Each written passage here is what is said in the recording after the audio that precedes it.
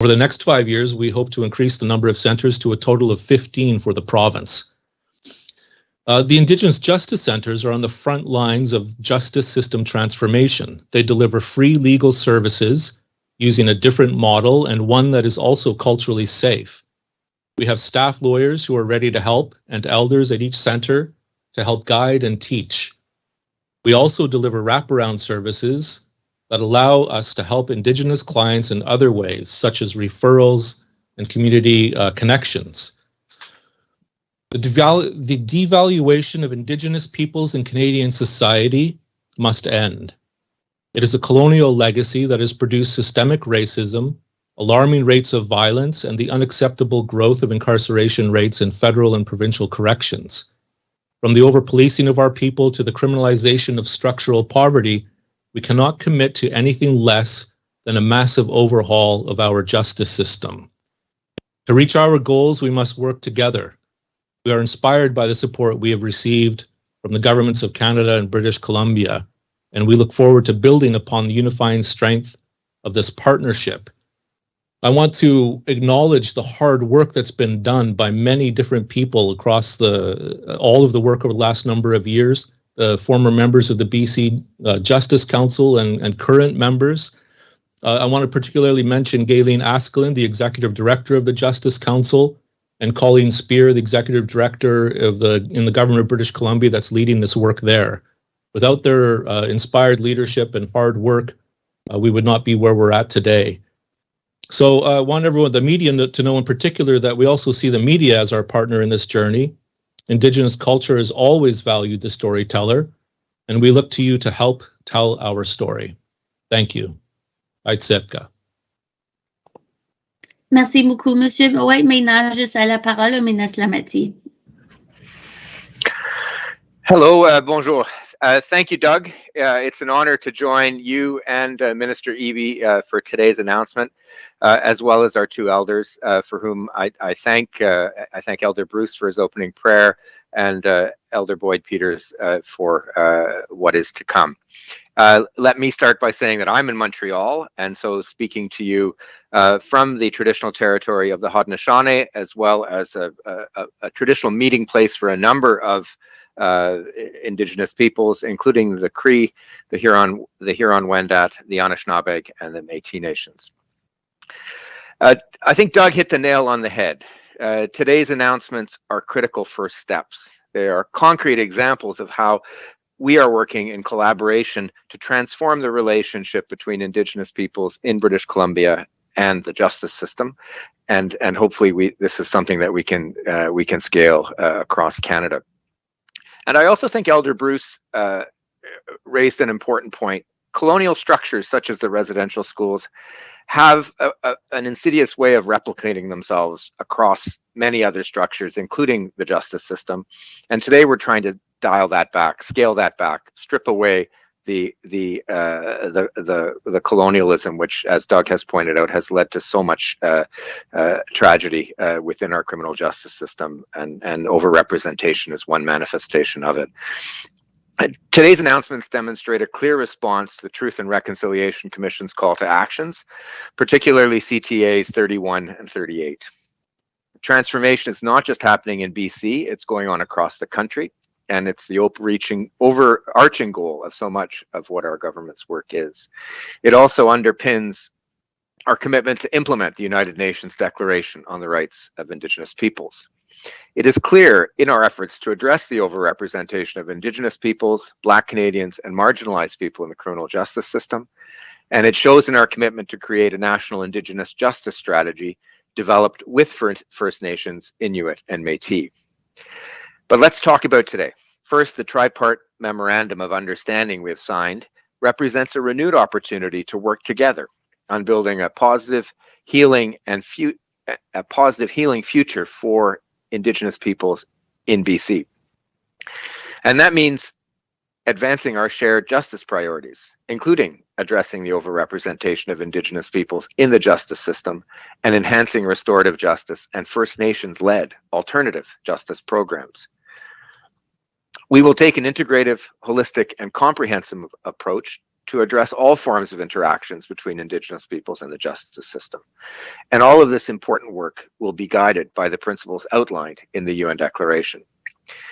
La Déclaration nous indique les étapes d'un changement à la fois profond et nécessaire aux relations entre la couronne et les peuples autochtones. Nous devons faire respecter les droits de l'homme, reconnaître l'autodétermination, combler les écarts socio-économiques, combattre la discrimination et éliminer les obstacles systémiques et le racisme auxquels sont confrontées les Premières Nations, les Inuits et les Métis. Je suis fier des progrès réalisés sur bien des aspects pour améliorer l'accès à la justice des peuples autochtones et réduire la discrimination systématique. This includes supporting broader implementation of GLADU principles in the justice system. It involves collaborating with Indigenous peoples to revitalize their legal systems. Call to Action 50. It means helping Indigenous families navigate the family justice system and access community-based family mediation. And we're learning from what you're doing in British Columbia. Our 2021 budget dedicated significant funds to launch the process of creating a federal Indigenous justice strategy. So as we work with the provinces, territories, and following the leadership of Indigenous partners to develop this strategy, the BC First Nations Justice Council's innovative and ambitious approach will certainly inspire our work ahead. And that brings me to the second part of today's announcement. I'm pleased to announce the Government of Canada will provide over $8.9 million over 5 years to the BC First Nations Justice Council to expand their Indigenous Justice Centre pilot project. Funding is the first pilot project to be approved under the Community Justice Centres initiative that was announced in our government's 2020 fall economic statement. Community Justice Centres, as Doug has explained, and Indigenous Justice Centres represent an innovative approach to justice. They move matters out of the traditional courtroom and into a community setting. They bring together justice and health, employment, education, and social services to collectively address the root causes of crime, break the cycle of offending, and improve public safety and community well-being. Through the integration of culturally appropriate services, CJCs can help decrease the overrepresentation of Indigenous peoples, as well as other marginalized Canadians in the criminal justice system, and provide solutions to systemic issues. The funding is provided through the Justice Partnership and Innovation Program, JPIP, which supports initiatives that work toward our goal of ensuring an accessible, efficient, and fair justice system for all. This funding will also support the Council's virtual Indigenous Justice Centre, a unique web-based platform that provides remote legal services to Indigenous peoples across the province. This initiative is one of many that we're undertaking together, and we continue to take meaningful steps to transform Indigenous justice in BC. I greatly look forward to your continued partnership. Thank you, merci, and over to Minister Eby for further remarks. Thank you very much, Minister Lametti. I'm joining you today from the territory of the Musqueam, Squamish, and Tsleil-Waututh people in Vancouver, British Columbia. A great honor to be here today. I want to begin by thanking Elder Ellen for starting us in such a positive way today, and to recognize the leadership of Chair Doug White and Director Boyd Peters and all of the directors, past and present, of the First Nations Justice Council for your leadership in this remarkable initiative and for your partnership. And I also would be remiss if I didn't mention the leadership of Minister Lametti on this file. We've been working together for a while to arrive at this day, and I'm very grateful to him for stick handling this through, we were talking hockey before, so it's on my mind, for stick handling this through his various processes at the federal government level, and thank Prime Minister Trudeau and the Government of Canada for their support. You know, you've heard from Doug White the appalling statistics about the overrepresentation of Indigenous people in our prisons. I also find compelling the statistic that 48% of our youth in custody are Indigenous youth, and that the fastest growing population of those youth is Indigenous girls. We need to turn this around, and the question is obviously how. The programs and initiatives and reports to date have not been successful. And in my opinion, one of the main reasons for that is that they have been designed for Indigenous people, not by Indigenous people. And that is the big shift here. When we formed government, we signed an MOU with the First Nations Justice Council to develop a justice strategy in partnership. It was written by Indigenous people for Indigenous people under the leadership of the Justice Council, and it is now the justice strategy of the province of British Columbia. And with this MOU, the federal government is joining us, and critically important that they do. Federal prosecutors, federal prisons, federal government has responsibility for the criminal code and youth criminal justice. There are so many areas where the federal government has responsibility. It's only by working together on this justice strategy authored by Indigenous people that we can make true progress here. And that's why I think today is so significant. I want to let you know that we have been working on this for a little while here in British Columbia. The government puts $2 million a year into this program, and it's manifesting in Indigenous justice centers already in the province. The First Nations Justice Council has opened centers in Merritt, in Prince George, and Prince Rupert. And during the pandemic, the Justice Council pivoted with the provincial government to open a virtual Indigenous justice center serving Indigenous people across the province virtually, whether online or by phone.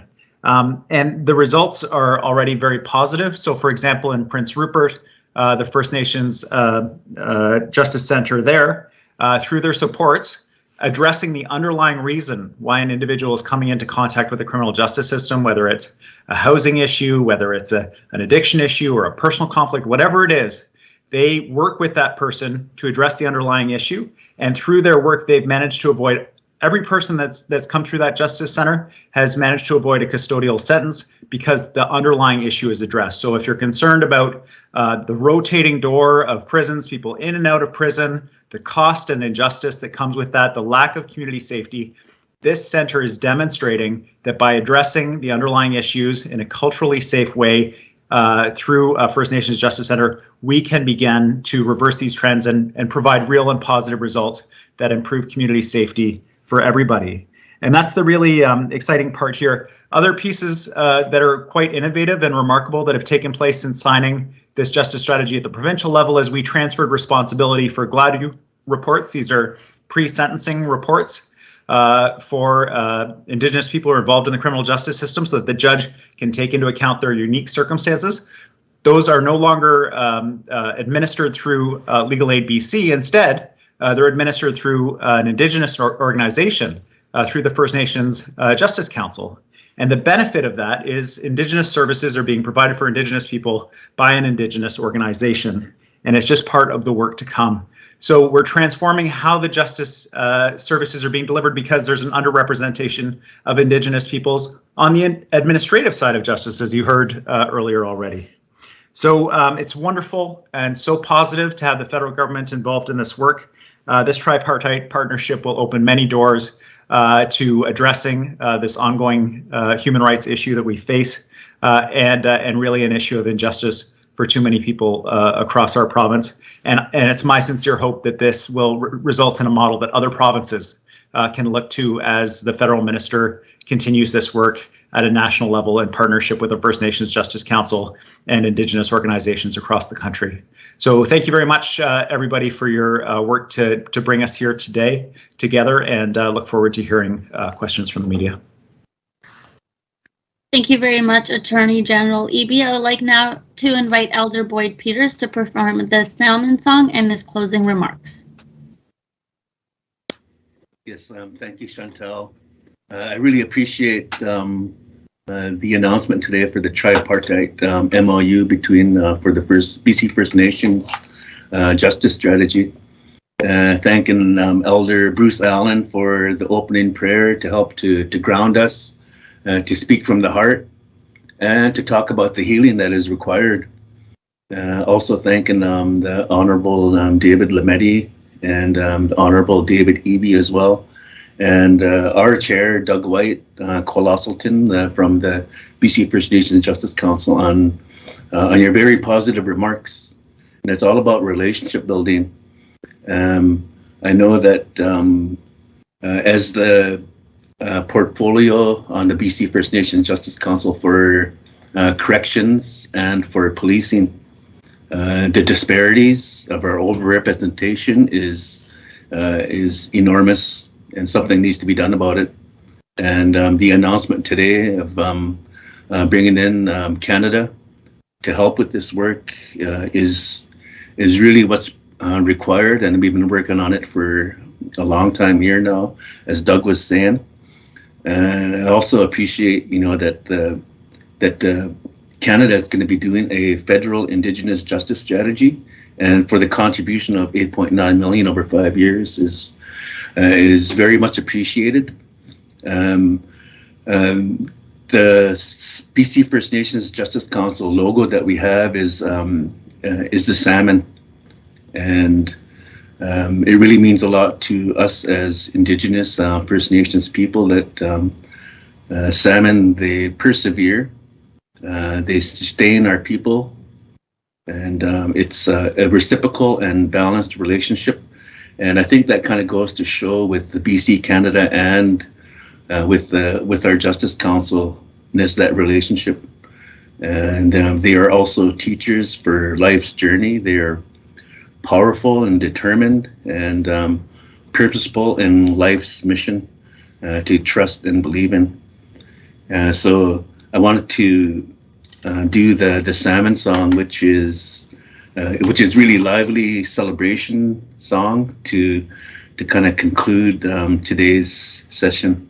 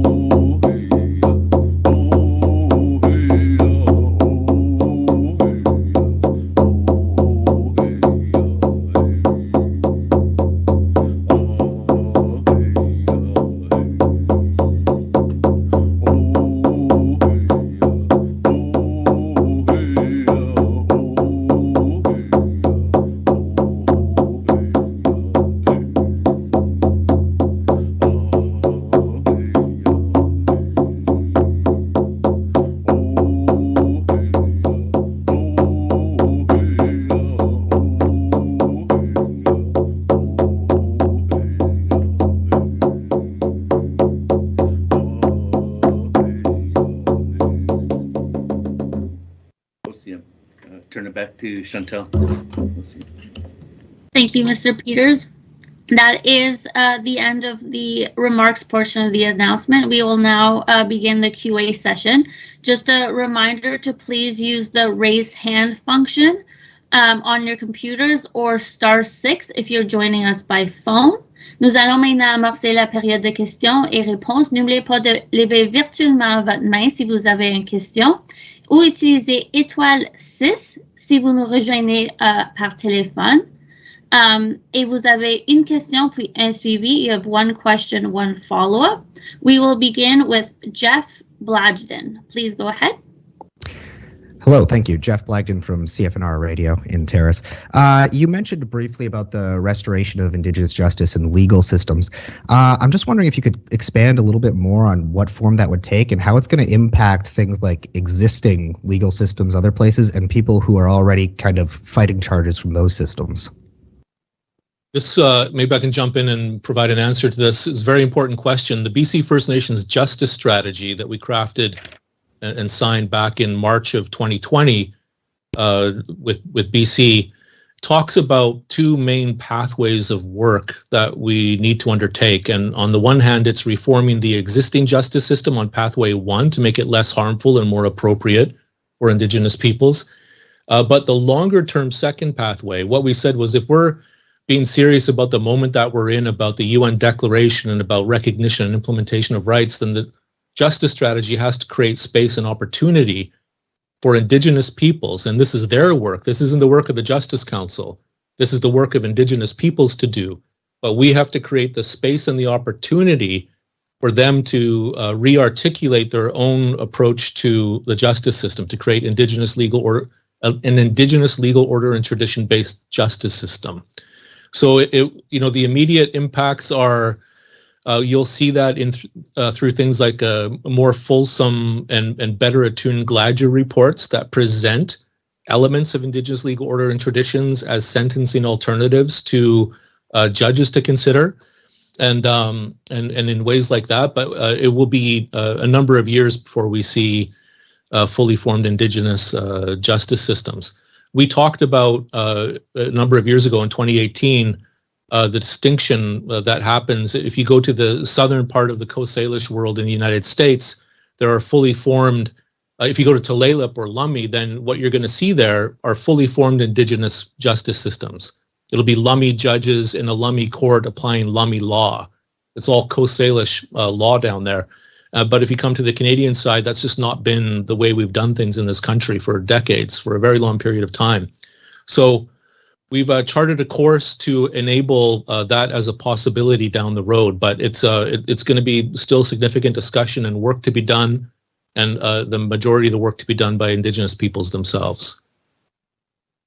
Jeff, if I could just add, that's obviously part of our program. It was in Call to Action 50, the Truth and Reconciliation report, and calls to action. We have begun as a government investing along those lines, and Doug has in a sense outlined the philosophy, which is they have to be Indigenous led. They have to be Indigenous based in terms of their traditions. So we have already invested in about 20 projects across Canada, roughly $10 million, 3 or 4 of those projects in British Columbia. And each of the projects is different, precisely because there are different needs on the ground for the projects that were developed by Indigenous peoples, the Indigenous communities themselves.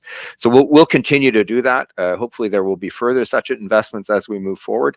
And I think that revitalization that Doug is referring to, it can happen in many different ways, in many different forms across Canada, and as a federal government, we have to let those systems flourish.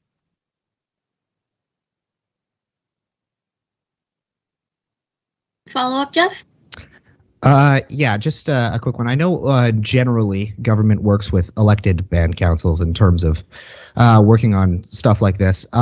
Is there, and that has tended to, especially up in this area, led to a bit of division amongst a lot of people. Is there any sort of plans in this process to involve hereditary leadership in discussions for any of these legal changes at all? We're in the BC First Nations Justice Council definitely engages across the board with First Nations. There's 200 different First Nations in British Columbia, or 200. Let me put it this way: there's 200 plus Indian bands in British Columbia, and there's about 25 different major Indigenous peoples, major groups of First Nations. We're in a very dynamic moment in this country's history where we're seeking to decolonize from the approaches that have been imposed upon us. And so right now we are in a space where there are elected chief and councils who do hard work, who are elected by their people, that have a mandate to advance and advocate for their people. And there's also traditional forms of governance and leadership that in many communities that continue to do the work that they've always done. That's who we are. We're in a dynamic, complex moment. And so everyone, our hope is that we're able to work with everyone together to advance and put forward shared and common pathways to a fundamentally different future. Yeah, again, Jeff, just to follow up on what Doug has said, certainly as a federal government, and I'm sure Minister Eby would say the same thing at the level of the British Columbia government, is you do try to engage in the complex forms of both traditional and elected leadership, and that's the only way to move forward, as complicated as that is, there's never any one solution to any question, but it is something that I think we all have. We're all getting more experience at these kinds of collaborations, and hopefully we seize the moment, this historic moment, and we continue to push forward in a positive way. Thank you. Now we're turning to Neetu Garsha. Thank you very much. Just making sure everybody can hear me. Yep, go ahead. Great, thank you so much. So my name is Neetu Garcha. I'm with Global News. Minister Lametti, you talked about the way colonial structures like residential schools have a way of embedding themselves institutionally, and there seem to be few places where that's more apparent today than through the Indigenous child welfare system. Can you and perhaps Attorney General Eby as well speak to what this announcement may mean for First Nations, Inuit, and Métis children who are in foster care?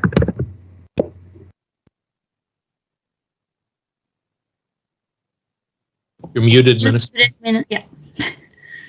Sorry, thank you for that question, Neetu, and thank you, Doug, and Chantal for pointing out that I was muted. Look, we are trying to address the question on multiple fronts. So one is reinvigorating traditional justice systems, in this case through community justice centers, so that young people don't end up in the youth detention system, and another is through Bill C-92, which is brilliant in its intuitive simplicity, which is people should take care of their own kids. So recognize the right of Indigenous peoples to take care of their own children. They're the best place to do it, and then reinvesting in those structures through the leadership of Indigenous communities as they create or recreate the structures to take care of their own kids. So you try to keep people out of the sort of youth welfare system. Try to keep children out of the youth detention system for more criminally oriented behavior, and work at the root causes that colonialism has negatively brought about. So you try to do all that once. Obviously, at the adult level, trying to do the same thing through community justice centers, through I have Bill C-5 in front of the House, taking out some of the minimum mandatory penalties, which have the ones we've targeted have historically touched Indigenous offenders much more than non-Indigenous offenders. So it's trying to do all of that, trying to do all of it at once. The key point in terms of methodology is working with Indigenous leadership and following Indigenous leadership such that we don't replicate the same colonial structures that we had before.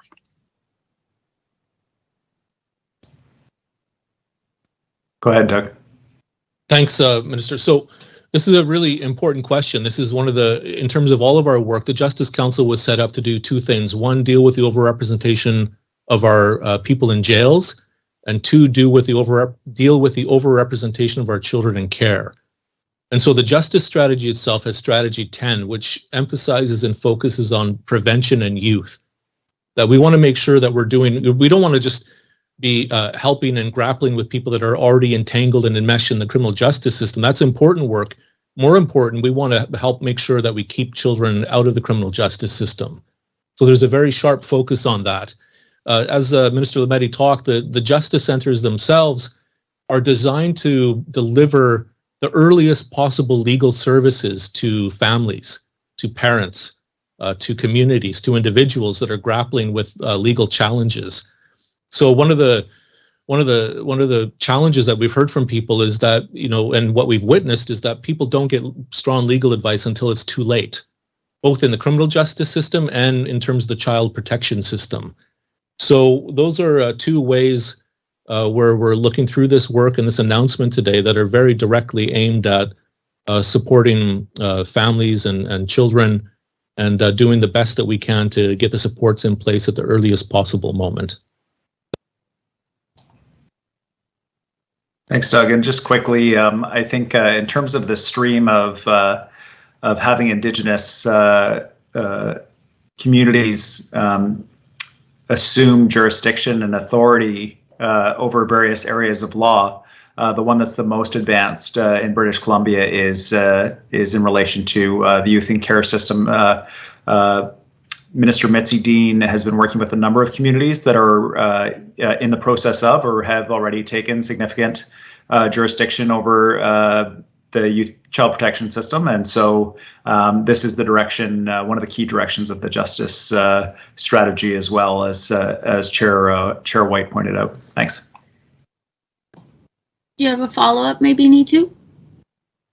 I do, yes, if I may. And if I could hear again from Attorney General Eby, Minister Lametti, and Doug again, I'd love to hear your thoughts on this because, Doug, it really stood out to me. You said prior to this agreement, no meaningful agreements were seen over the last 30 years, yet we heard a significant amount of promises from political leaders that those damning reports would be acted upon. And here we are 3 decades later, and much of that work has yet to be done. So while this announcement may seem encouraging to many, I want to get your thoughts on a timeline. So if I could ask the three of you, a year from now, what is one concrete change on the child welfare file that you are confident will be in place as a result of today's announcement and this MOU?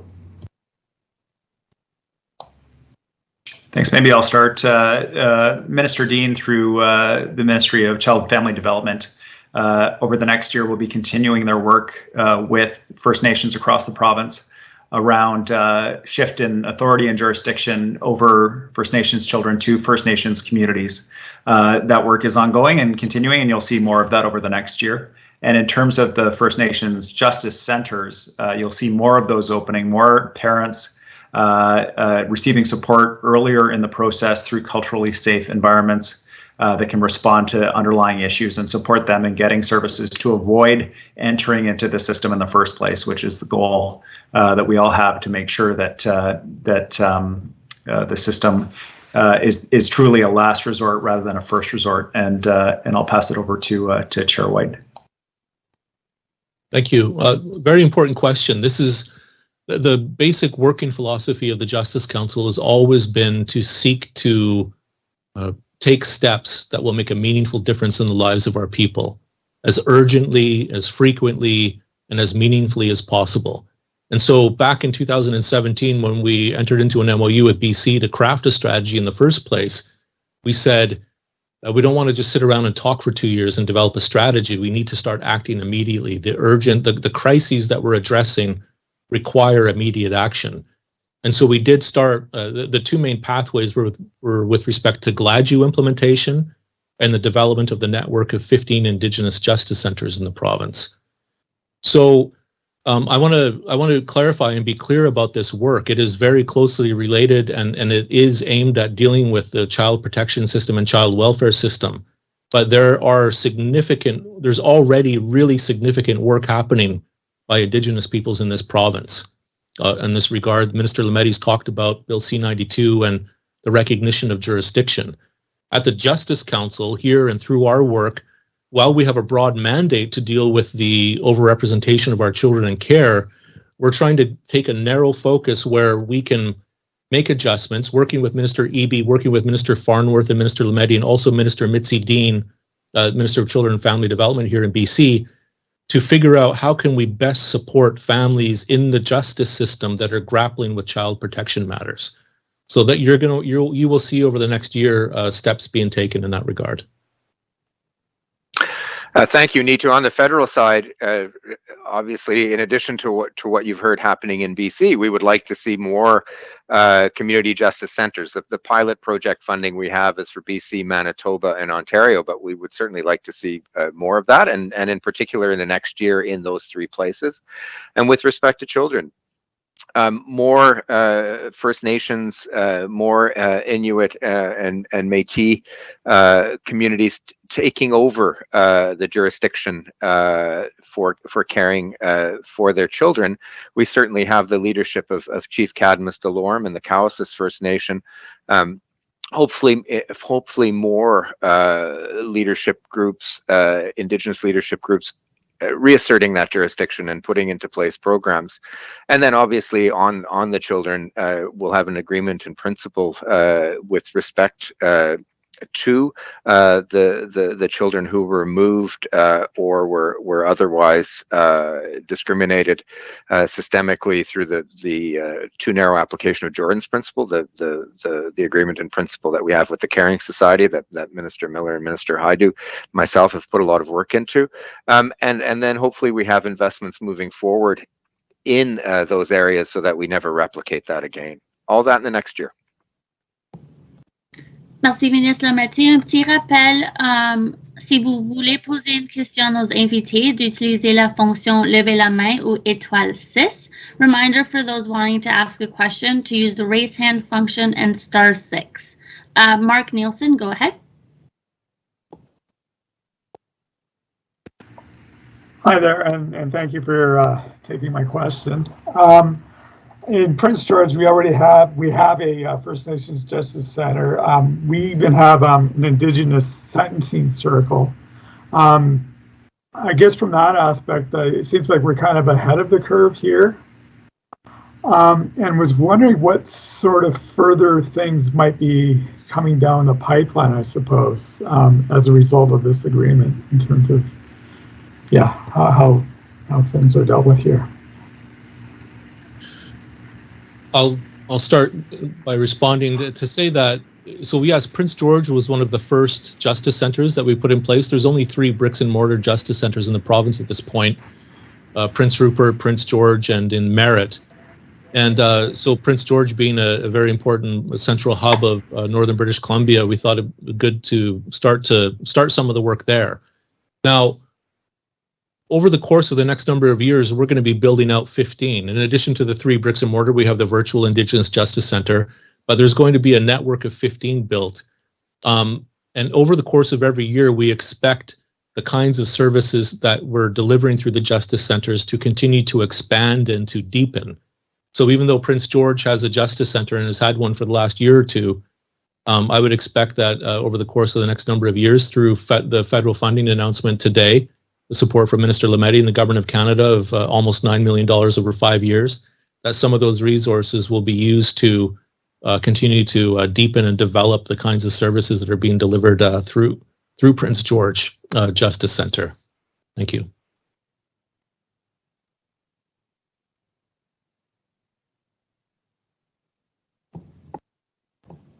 Follow-up, Mark? Yes, please. I know one of the concerns. I interviewed Mr. Eby when he was up here probably about a year ago about the strategy, and I know one of the concerns that was raised in the comment section below the story was, well, First Nations will be able to form their own justice systems. What was that? What would that mean for the way justice is dealt with in Prince George, particularly if it pertains to, say, a settler who is the victim of a crime perpetrated by a First Nations person? Well, let me jump in quickly. This is one of the ways that we think about our work at the Justice Council is we try to understand for the most vulnerable in our society, what is the justice system doing for them and what are the gaps that we need to cover? So we think about a young Aboriginal mother in a remote rural community of British Columbia and how the justice system for her is a very elusive reality. That if she requires help or assistance because of, for example, domestic violence, that it may be multiple days before the police are able to respond. And so we know that's a significant problem. So there's not only is the justice system, when it is being applied, problematic, but in some cases, there is no effective functioning justice system in rural and remote communities. And we know that because we've seen the work of Mary Ellen Turpel-Lafond about systemic racism of major institutions in Canadian society, we know that it's almost always a risk for an Indigenous person to engage with those institutions. And so when we put in front of us the work that we have, how do we meet the needs of that individual that lives in that remote context? What is it how do we ever bring to that individual the sense of safety that they deserve, the sense of public safety, the sense of that there's a justice system that will protect them? And we know that the answer is she will never have the justice system that she needs until that justice system emanates from her own people, from her own Indigenous institutions. And so that's part of the answer to your question. The other part of the answer to your question, I think, is we can look by analogy to the American context where where there's, over the course of years, where in the United States, this is an issue that has been dealt with for well over 100 years.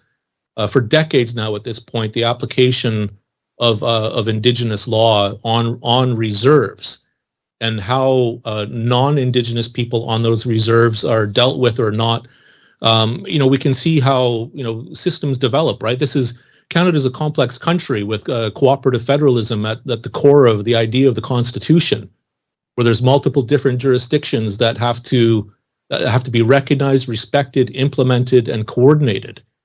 And so I have no doubt that through the work that we're doing together in partnership, we will be able to navigate those complex waters and develop a space where everyone in this country feels and it resonates with them that we have a meaningful, functioning justice system that is fair and treats people fairly.